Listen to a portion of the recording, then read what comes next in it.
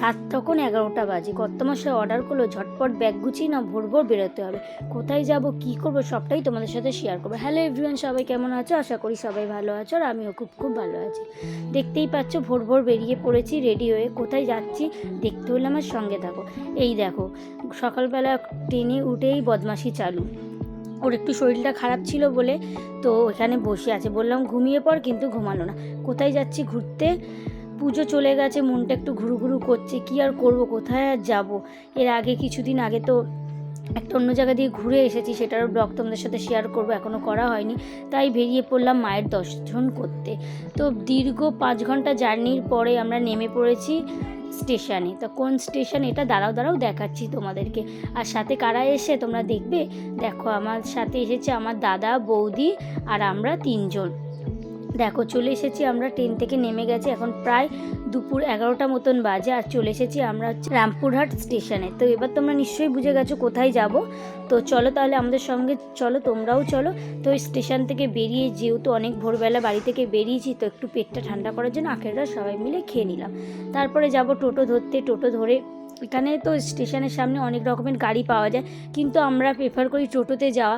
টোটোটা তো আমাদের সবসময় চড়া হয় না, তাই জন্য আমরা একটু এগিয়ে এসে সামনের দিকে টোটোটা ধরে নিলাম। চলো তাহলে হোটেলের দিকে যাব। তো হোটেলটা আমাদের রায়ের যে আন্টি, ওনাকে ফোন করেছিলাম, ওরা এর আগে এসেছিলো তারাপীঠে, ওরা এই হোটেলে ছিল। তো আমরা তো যেহেতু সাডেন প্ল্যানে এসেছি, হোটেল বুক ছিল না, তো ফোন করতে ও নাম্বারটা দিল, আর আমরাও সেই হোটেলে এলাম। সত্যি হোটেলটা খুব সুন্দর, দেখতেই পাচ্ছ এটা রিসেপশন। সব কিছু ফর্মালিটি করে নিলাম, নিয়ে এবার চলো আমরা আবার রুমের দিকে যাব। তো লিফটের দিকে আমরা যাচ্ছি, এবার লিফটে করে আমাদের ফ্লোর হচ্ছে 3rd ফ্লোর। তো 3rd ফ্লোরে আমরা যাব। আর এই দেখো, বাচ্চারা লিফট এতই ভালোবাসে, লিফট চড়তে প্রচণ্ডই ভালোবাসে, সব বাচ্চারাই ভালোবাসে কম বেশি। চলো তাহলে এবার রুমের দিকে যাই, আর রুমটা তোমাদের সাথে শেয়ার করি। এই দেখো, এটা হচ্ছে আমাদের রুম।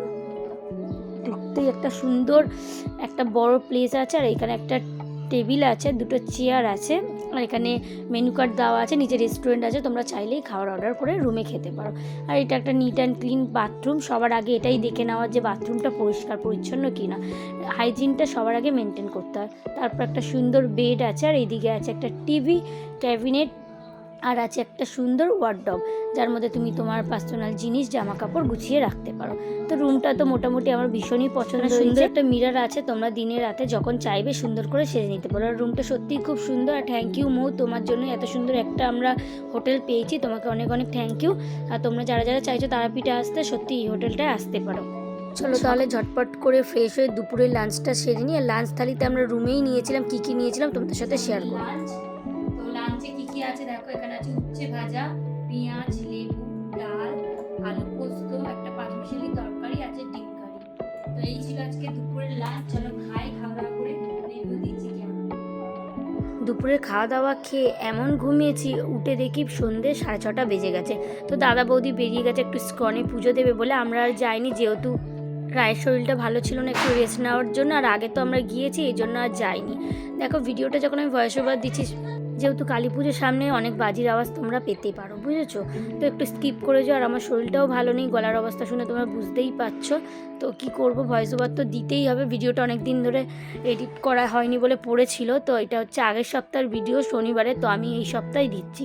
দেখতেই পাচ্ছ দাদা বৌদি স্কন থেকে চলে এসেছে পুজো দিয়ে, আর আমরা যাচ্ছি এখন মায়ের সন্ধ্যা আরতি দেখবো বলে।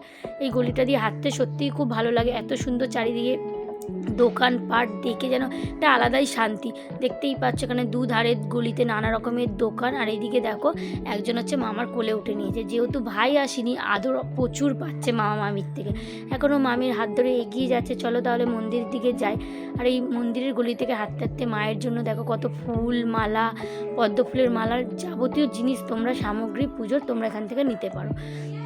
এখন সন্ধ্যা আরতি হয়ে গেছে, আর দেখো মাকে দর্শন করব আমরা এখান থেকে, নাট মন্দির থেকে। কালকে যেহেতু আমরা পুজো দেবো, আজকে আর পুজো দেবো না, যেহেতু আমরা খাওয়া দাওয়া করেছিলাম সকালবেলা, এই জন্যই আমরা কালকে ভোর স্নান করে পুজো দেবো। আর ওই দেখো মায়ের মুখটা তোমাদের সাথেও শেয়ার করছি, যতটা পেরেছি দেখাতে চলো তাহলে দেখে নাও, সবাই কমেন্টে বলো জয় মা তারা। দেখতেই পাচ্ছ তোমরা, আমি তোমাদেরকে দেখাচ্ছি, ওই দেখো ফাঁক থেকে দেখা যাচ্ছে। মা সবার মঙ্গল করুক, সবাইকে ভালো রাখুক, এই কামনাই করি। আর চলো তাহলে তোমাদেরকে দেখিয়ে দিলাম যতটা পেরেছি। এবার আমরা বেরিয়ে পড়েছি হোটেল রুমের দিকে যাব বলে, যেহেতু আমাদের ভোরবেলা উঠে পুজো দিতে যাবো, তো বাইরে থেকে ডিনারটা বানিয়ে নিয়ে চলে এসেছি। মাটন কারি বানিয়ে এনেছি, আর রাইস এনেছি, আর রুটি। যেহেতু দাদা খাবে না, নিরামিষ খাবে, ওর খাবারটা আলাদা আনা হয়েছে, আর আমরা 3 জন খাবো হচ্ছে মাটন। দেখো এখন ভোর প্রায় 3টে থেকে 3:30 মতন বাজে, আর আমি ভোরবেলা উঠে সুন্দর করে স্নান টান করে রেডি হয়ে নিচ্ছি। আর কেমন লাগছে আমার লুকটা অবশ্যই তোমরা কমেন্ট করে জানাবে।